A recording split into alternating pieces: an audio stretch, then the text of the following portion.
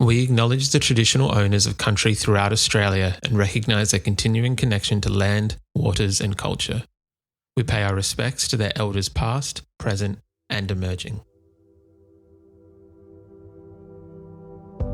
Welcome to This Song Is Yours, the podcast where we speak to songwriters and musicians about the art of songwriting and dive into the stories behind their music. I'm your host, Simon Fink, and thank you for joining us. Our guest today on the podcast is Australian alt pop star Montaigne. The ARIA Award-winning and Grammy-nominated songwriter and composer has carved out a unique and beloved place in the Australian music landscape.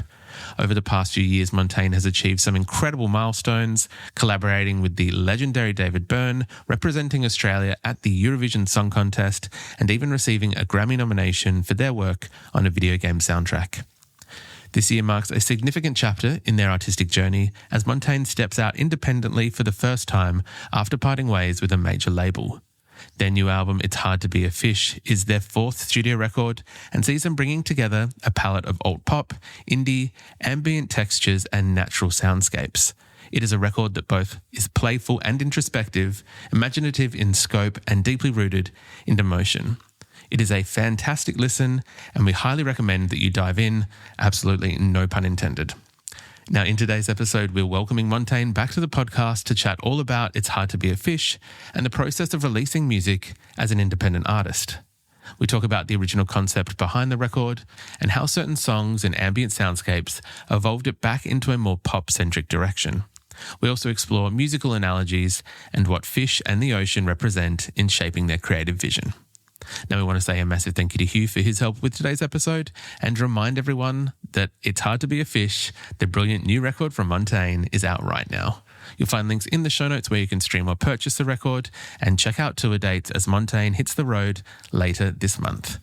While you're in the show notes, be sure to follow us across all of our social media channels and subscribe to this very podcast. If you feel like it, please leave us a review or a rating. All of it really does help us out. Now let's get into it. Here is our conversation with Montaigne. In the best case scenario, I loved you a very long time. We danced even though we were scared to. Your limbs all a mess over mine. Please welcome back to This Song Is Yours, Montaigne. Hello, friend. How are we going? Hi, I'm well. How are you doing? I'm doing very well, thank you. Thank you so much for coming to spend some time with us on the podcast to chat about music and a new album and, you know, a range of other things, I'm sure. But it's lovely to have you back, Montaigne, and it's lovely to have a brand new record in tow. How are you feeling with this new record out? I feel really good. I feel very positively about the way that it's been received. I'm getting lots of nice comments and people seem to really be getting what it's all about, which is all I could really ask for. So, yeah. 100%. It's the fourth record under the Montaigne project. Does it get easier with time putting out music and kind of having it come out to people? Yes and no. Like, it's easier, I guess, psychologically because I've done the rodeo a bunch of times. I know what to expect, that it's not just going to be like amazing highs all the time, you know? So I think I'm prepared for that aspect of it. I think I'm not used to it in the sense that like the landscape of music release has changed so radically and so often in the last 10 years of doing my career and like trying to like figure out how to actually roll out an album or reach your audience, whatever, is just like an ongoing and never-ending project, it feels like. So that aspect of things has always been a bit challenging. But I think I bear a certain resilience that allows me to adapt to these travails. So it's been, ups and downs, but like I'm locked in. Mm-hmm. Okay, love to hear that. I am very excited to kind of get into this new record. It is called It's Hard to Be a Fish. And before we dive into the songwriting and the making of it, I am kind of curious because this is the first record from yourself that is being independently released away from a major label. And touching on what you just kind of said then in terms of the media landscape in the last 10 years has obviously changed. There's different ways that you can get your name out there and promote a record now. And it can be from either, you know, the big major label machine or from this independent side. has there been any kind of crazy pitch or someone's approached you with like a really odd or just a way that maybe didn't quite sit with the, the Montaigne project in a way to promote the record? I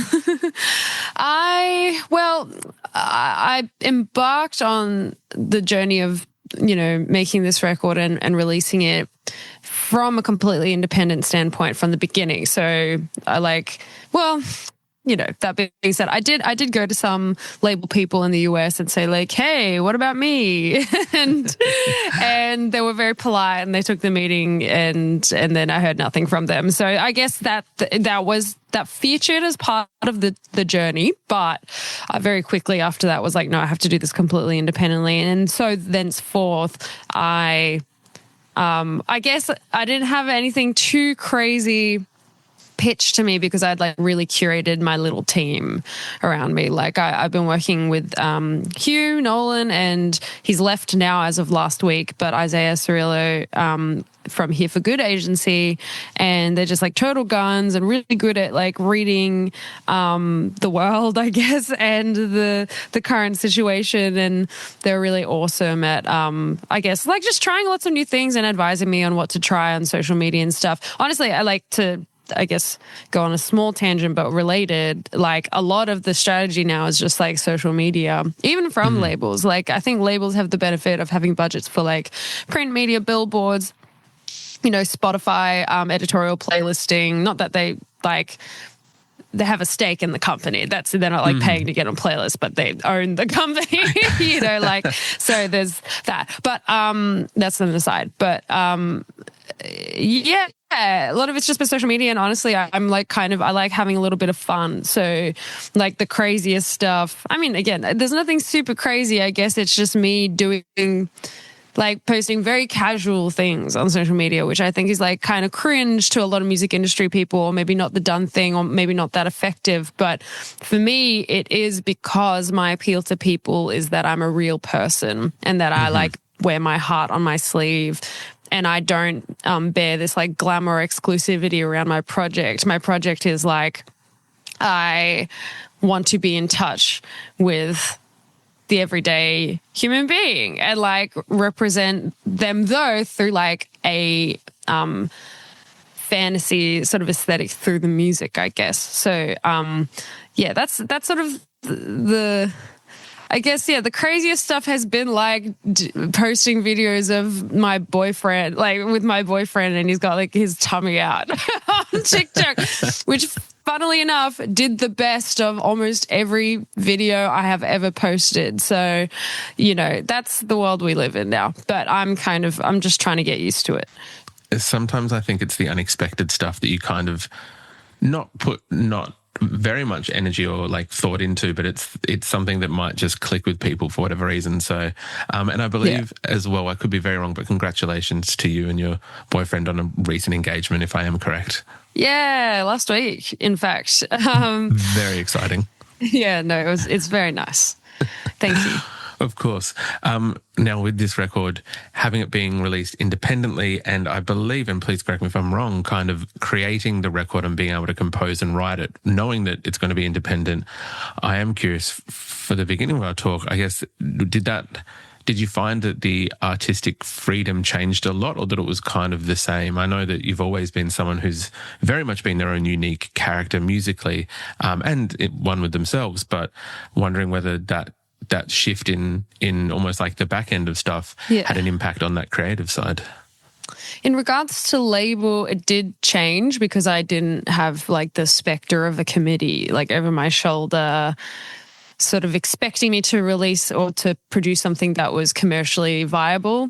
I think that really changed my songwriting and my production and stuff. I started making things just because I liked them. Not that I wasn't making things just because I liked them before, but I think I did have a little voice in the back of my head during all the other records, at least post Glorious Heights, that was saying, hey, you're going to make something that's going to work for radio, or you're going to have to make something that will appeal to as broad a number of people as possible, which is a funny compromise to make for someone like me, because like I you know, despite that voice being in the back of my head, I think still have produced a lot of music that is not commercially appealing. You know what I mean? Like, despite all my best efforts. So, but here I really just like allowed myself to unsaddle all of that from me and just like make something that I thought was really exciting and like imaginative and beautiful. And yeah, that component definitely felt different, ARIA the label. And then the other way in which making this record included new freedoms was like I produced it all, like you said, and I've previously only worked with other producers. And so this, like, I guess there's the freedom of choice and there's also the freedom to fail. I had both those things, which, you know, I much preferred the freedom of choice to the freedom to fail. But, you know, I pushed through and I did it. Like, I really did not know if I would be able to make an entire record by myself at the outset. I just said to myself, I was like, you're gonna do it. And I did. I really, really did not know if I was capable of professionally producing any music more than the one song that I'd done, you know. But I did it, which was really nice. Like I really liked being able to make all the choices, and also like busting through my limitations too, because I'm not a particularly good musician. Like my vocals, I have very professional singing voice, but like any other instrument, I do not practice. I don't really care to practice. And so I was just working with, you know, MIDI, dragging and dropping MIDI notes and stuff in the piano roll, and also like playing a little bit of stuff on the keyboard and that, but not amazingly. There was a lot of editing. There was a great deal of editing, which, you know, like I was heartened to do because I remember Grimes talking about how like a lot of her music is just editing as well, and like Art Angels, which was an inspiration for this record for sure, at least for like my producer drive. I was like, well, if she can make Art Angels like just through editing, then I can also do something. And, you know, in the end, I ended up bringing on board a few musicians to record some stuff for me, which was awesome. But yeah, I guess that's all the freedoms. But it definitely has worked in your favor. I think this record is, and I think especially saying this for a Montaigne record almost seems silly, but this one more so than previous. It's the production and the sonics are really textural. Like you can hear them if you're wearing good headphones, and we please suggest that you do if you're listening to the record. It's a really fascinating listen, because I think a lot of like pop music or popular music these days has a tendency to sound like a little bit flat or a little bit two-dimensional. And I think that what you've done very well here, and whether it's through editing or through your own sheer talent, was making this sound very interesting and having different aspects and different kind of almost like a 4D presentation of some of these songs, which I think is it's definitely worked in your favor. Yeah. I even programmed like some spray from the headphones for that real 4D experience, plus the ocean straight into your ears. That was like that was a real effort for me. I really like detailed music. Like I was listening to Porter Robinson's Nurture and Cornelius, like a lot of Cornelius. He has amazing production on his songs. And especially like the earliest stuff. The newer stuff is awesome as well, but like it was sort of like that song Toner and Typewrite Lesson and stuff, like all that stuff. Really love the soundscapes. And I also Kaho Nakamura, Japanese artist as well. She's more contemporary. Her music is produced so brilliantly, and I actually ended up getting her guitarist on her last album, Nia, to play on this album, just do like a bunch of textural stuff and creative stuff with the guitar. He has amazing ideas and just great player. So yeah, all those records were really inspiring for me. I really, again, I like, I'm a real, it's funny for someone who like started as a songwriter and definitely has like a soul relationship with being a songwriter. I'm a kind of a production first person. Like if I'm not engaged by the production, simple or complex, as, you know, good as the song might be, I will not stay engaged. And so for me, it is like creating this world and these soundscapes and stuff that feels great. And again, it doesn't have to be crazy detailed. Like there's this Russian artist, Kate NV, who I love, whose music is like pretty stripped back at times and quite ambient, but like she's making very deliberate choices about all the sound she's picking, really creating this world. And I so admire it. I love being in the world of that kind of music. Yeah. I absolutely love that. I was wondering whether you might indulge me a little bit in terms of one of my favorite tracks on the record. I thought that there was a beauty in one of the tracks that I think it's on the second half of the record. It's called So Fast in the Water, and it has this wonderful kind of nature of it that it only, like, it gently builds. It's never kind of a rush to get there, and it kind of almost just like appears suddenly, and as quickly as it kind of appears, it almost then just slowly fades away. But I found myself revisiting it, trying to work out how you had built this song. I'm wondering whether you might be able to talk us through the creation of this track or kind of where it stemmed from. Yeah. Where did it stem from? I like to use the Ableton like in-house plugins a lot because there are some really good sounds in there. And I was messing around with this synth.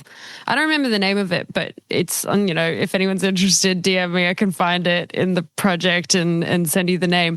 But that sort of the lead synth in that song, it's really like, it really reminded me of like, I guess the ocean surface, like oscillating and just bubbling along and like, the streaks of light diffusing through like the near surface down under the water. It really made me think of that. And so I kept on with it and I was just oscillating between these two chords.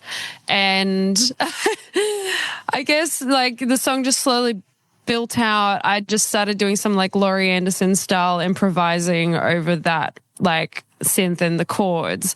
And then, it ends up being this like, I'm going swimming in the pool sort of thing, which like, I guess, again, it was kind of all improv. Like I didn't do much like deliberate writing on this song. I sort of just let it go.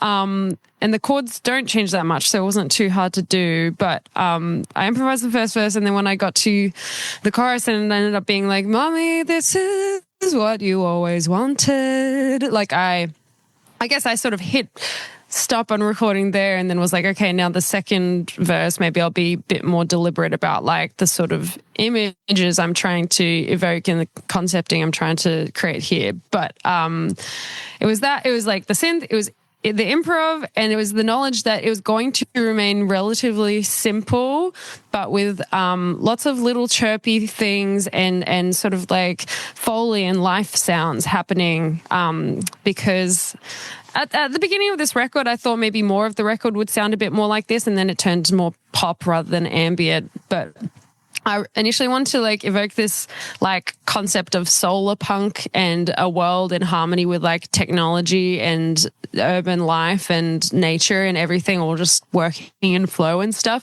And I wanted in that second verse, especially because there are a lot of sounds happening, to evoke this sense of life and the simplicity of life, especially as shared with nature. So there's like, you got bike sounds, you got like the sounds of the streets of New York City that I just found a sample of online. And then you've got like ponds and bugs and like all this stuff happening.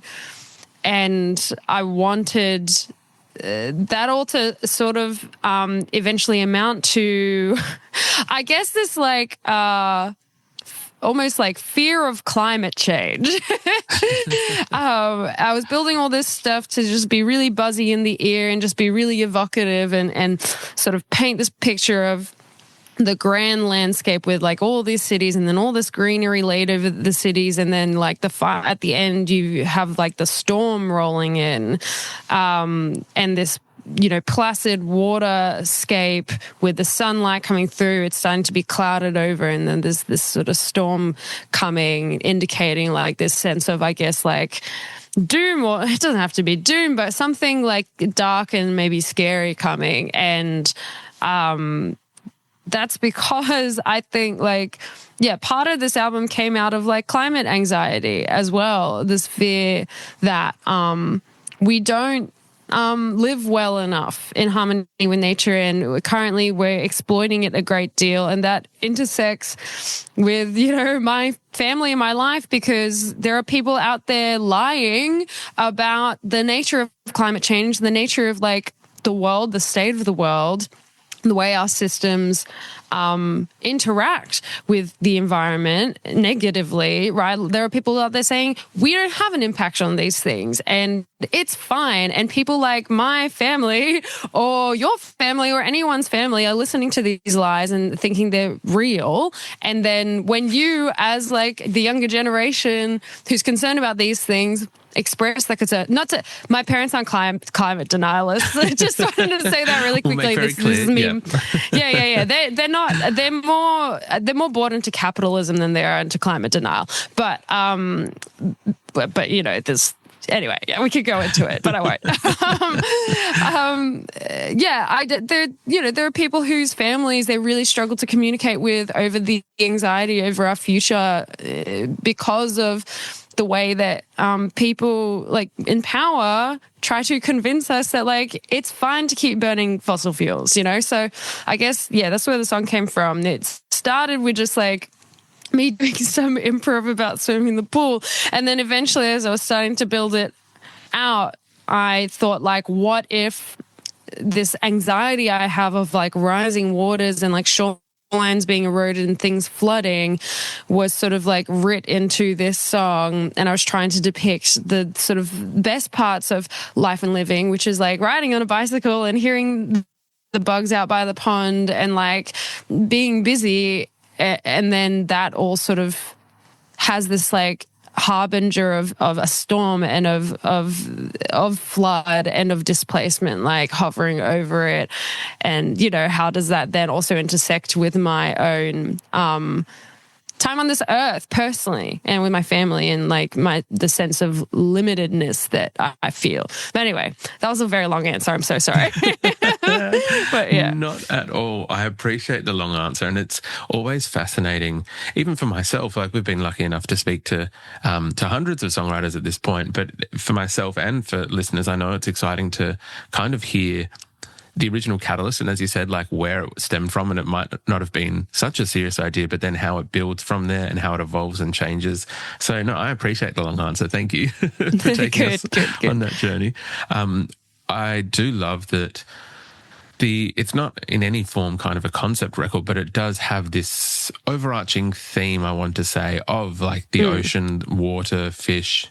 Was that, and I know that we kind of touched on it then, but was that intended from the beginning that you kind of wanted to have something that was like a bit of an umbrella that could thematically come under, or just like we discussed with that song, was it that something that was kind of built as you went along in the process and found that a number of these songs kind of had these things that were somewhat related almost to one another? The ocean and fish weren't present as a concept or an image from the very beginning. The sort of starting idea was it revolved around Keep Going, that title, or not title track, the first track on the album, because that was the first song I made where I was like, oh, this is going on whatever the album is going to be, basically. And Keep Going was inspired by Utada Hikaru's song Keep Trying, which is one of my favorite songs from childhood. They're a really, really famous Japanese artist that I loved and came across because of the video game Kingdom Hearts. But their music's incredible for anyone who hasn't listened to their music. Like it's pop, but it's really creative pop. It's awesome. Anyway, but I listened to that song and I was like, I want to make music that evokes this feeling of like pathos, but you're going to keep going, you know, like, because I feel like that's always been my favorite music. It's the stuff that like really acknowledges and embraces like the struggle, but is like really trying to soldier on. And so Keep Going was like my first entry was my first attempt to try and encapsulate this record. But then I was like, I can't make like a record full of songs that just talk about this one feeling and this one theme, or like, you know, there's got to be some sort of branching off point. And so I, you know, just kept making stuff, thinking about this notion of like resilience and needing something that helps you keep going. And I think like I was playing lots of video games. I play a lot of video games I like randomly just like set by the ocean. You know, like Disco Elysium, Dredge. I'm trying to think Kingdom Hearts as well, Final Fantasy X. Like the ocean sort of becomes a character in these games. You know, this passive one that just embodies, I guess, a sense of like solitude and reflection and maybe isolation. And I really liked that as a notion because I guess that's sort of what I'm always struggling with and against whenever I'm alive. And also like making music is this like sense that like the deep, dark, vast depth of the void or ocean could swallow me at any time, but I'm going to keep on swimming. And then I was thinking of like Finding Nemo and how like they've got that keep on swimming sort of thing that Dory does. And then I was playing this game called Yakuza Like a Dragon. There was this really rousing speech about like keeping on going. And, you know, just I was like, in my mind, like the ocean and the notion of keeping on going just became kind of fused. And I also then, you know, I was just thinking as well, there's a lot of, honestly, this is going to be another really long answer. And so just to be frank, I was also living by the ocean at the time. My partner was like a long distance ocean swimmer and really loved going out and like seeing the fish and seeing all the kelp forests and stuff. And my parents as well, like growing up, they really put a lot of significance in the idea of the beach. My mum grew up in the Philippines, which is an island, and I think, you know, being near water was really comforting to her. And yeah, so I grew up like thinking a lot of the ocean. It wasn't just like this thing that exists that's there that's teeming with life and it is an amazing place. Of course, I would admire it and we all should admire it, but also just had all of these emotional anchors for me, so to speak. Pun not intended. So that's sort of how I started to weave it into the music. I was like, I want the music also almost to like encapsulate this video gamey world building feeling that like really gives me a lot of strength and inspiration like from all these games. I want to sort of embrace the ocean for the emotional sort of attachments I have to it. I also think, you know, watery soundscapes are great. Like, I love it whenever a song sort of tries to emulate water or pools or the sea or anything in their sounds. And I also, you know, I was doing some research and like the word fish gets used in like queer slang sometimes. And the more I thought about it, the more I thought like fish are actually, for me, they seem like such a good metaphor for being queer because human beings really struggle to accept fish as like a humanizable thing, you know, not to say like, of course, lots of humanity is very ready to embrace queer people, which is great. And I'm so happy for that. But there is also a lot of humanity that is like really, you know, hard pressed to accept that queer people exist, let alone should be approved of, you know? And so I thought, yeah, fish represent queer people because they're so like diverse and colorful and beautiful, and they look so many different ways, and they're masters of their own domain in a way that like other people we can't access, you know. And there's so much biological variety there in the same way that we as humans experience, but sometimes really deny experiencing, you know. And so yeah, all of this ended up just like coalescing for me in my mind. In my mind, I was like, it's so clear that this album has to be set like around water or the ocean, that this idea of fish is like in a really integral image to all the concepts I'm trying to explore, you know, this feeling of like a push and pull between me and my mom, like a prey predator kind of situation. But then like, you know, there's always someone higher than you on the food chain. Even like a perpetrator is a victim to someone as well sometimes, you know, like, so I just, yeah, I was thinking of all this stuff and then I made all the songs. Once again, I very much appreciate the long answer because I think it is really interesting to get that insight and be able to understand like where some creative decisions come from and where they stem from and what gets us from one point to another. So I do very much appreciate it. And I do also very much appreciate your time today, Jess. The brand new Montaigne record, It's Hard to Be a Fish, is out right now. We'll make sure that there are links in the show notes for people to purchase the record, to catch you on tour at the end of this month and the start of next month, I believe, and follow you on socials, all that kind of stuff. But thank you again for coming to have a chat with us and talk about this new record. My absolute pleasure. Thank you for giving me the chance.